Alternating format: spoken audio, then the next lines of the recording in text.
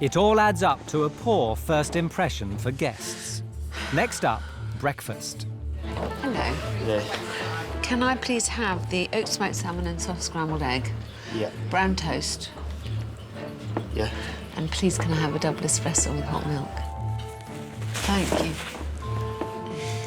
Alex is underwhelmed by the service, but the breakfast itself hits the spot. It's really good. Alex seeks out head chef Greg to find out where he thinks the hotel is failing. Do you have rosettes here? Yeah, I've got one. Well, we should have two, but we got marked down from AA, something chronic on the service and things like that. I kind of think that one problem is it's kind of quite tentative, the service. I mean, certainly at breakfast today, that poor young man is deeply out of his depth. It doesn't feel like a very professional operation. Everyone seems quite well-meaning, I mean, staff-wise. They're just not very highly trained, are they? There just doesn't seem to be much of I don't think that's a fault of their own, to be honest. I think that's to do I mean, with you don't self-train, do you? Well, after that meeting with Greg, I've just got more questions and more worries, actually. At the end of the day, it's very easy for me to go to Mr. Donegan and say his rooms aren't being cleaned adequately, and we can put procedures into place for that very quickly.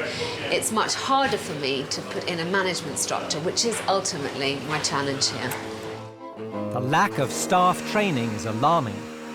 Next, Alex wants to talk to the closest thing the Rutland has to a manager, part-time marketing girl Denise. Denise, Mr. Donegan took you on to help him with marketing, That's didn't correct, he? yes. How much marketing do you actually get a chance to do? At this present moment in time, very, very little. I do anything from disciplinary hearings to hiring to worrying about the fire extinguishers, everything. There isn't another member of staff who's ever worked in the hotel industry, so there's a lack of training, there's a lack of knowledge. There is nervousness within the staff. Mr. Donegan very, very rarely would compliment. In fact, I would say he never compliments his team. He could tell you exactly how much money he's lost, but he would never say to them, yeah, that was a great meal or anything else. Alex has discovered a distinct lack of leadership. Scrubber, down here, otherwise you're going to be instantly dismissed. Get down here, you bloody bitch. Come on, right. And a hotel in chaos.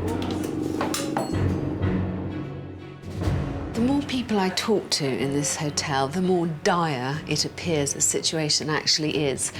I don't know, firefighting is the perfect analogy here.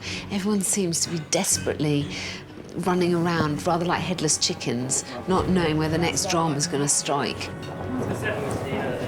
So what is? 7. It's a 7? Yeah. What was a 5? No, 7. Bollocks! So in other words, we're going to have to... oh, bollocks. The ceaseless tick-tocking of all these clocks all round the hotel seem to mark the lifeblood draining out of me, just as it is out of this building. It's time for Alex to confront Mr. Donegan with her findings. Firstly, the hotel's shoddy housekeeping. General cleanliness isn't what it should be. Yes. Immediately needs to be tackled because, you know, we don't need another bad review. Yes. Reception, when you arrive, just looks, you know, there's stuff everywhere and there's dead flowers. I mean, that's completely unacceptable. I mean, how come no one notices that? Yes, blind mice. If someone has to decide how they clean the rooms and what a standard is, an operating procedure, what are they supposed to do? Are they supposed to open the drawers at the bedside tables? Are they supposed to empty out the kettles of water? You know, it all should be laid down. You need to formalise what people's jobs are. Next, the question of the dismal off-season occupancy rates. Your average room rate is pathetic.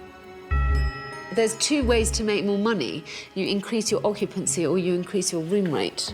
And I know you're worrying because you're not making money, but the only person who's tackling it mentally is Denise. No, I quite accept that. Finally, and most importantly, the hotel's lack of strong leadership. Darling, you can tiddly-pom around the corridors as much as you like, winding the clocks. And you clear tables and you clean bathrooms and you do a lot of the firefighting too. But there's no sense of order. Charming as you are, You're not very competent. Yeah, absolutely right. But of course, it was never my intention to run a hotel. My intention was to own a hotel and have somebody else run it. You need to yes. get a grip of this. Oh, indeed. Yes. I think you have to accept wholeheartedly the responsibility either for hiring someone to make sure that things are done or making sure that it happens yourself. Oh, yes, I accept that. Bob, I agree with you entirely. You know, we don't have years to work this out. We've got months.